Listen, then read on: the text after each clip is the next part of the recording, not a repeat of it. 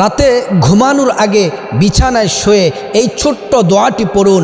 প্রিয় নবী মুহাম্মদ সাল্লাল্লাহু আলাইহি ওয়াসাল্লামের পবিত্র জবান মোবারকে বলছেন, আল্লাহর কোনো বান্দাবান্দি রাতে শুয়ে বিছানায় ঘুমানোর আগে এই দোয়াটি যদি পড়ে আল্লাহ তাআলা জীবনের সমস্ত গুনাহগুলো মাফ করে দিবেন।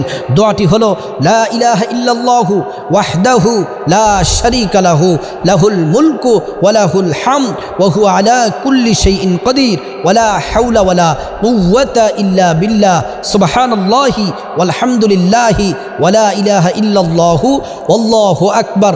আল্লাহর রাসূল বলছেন, যদি রাতে ঘুমানোর আগে এই দোয়াটি পড়ে কোনো নর নারী এই দোয়াটি পরে যদি ঘুমায়, সমুদ্রের ফেনা পরিমাণ যদি গুনাহ থাকে আল্লাহ তাআলা গুনাহগুলা মাফ করে দিবেন।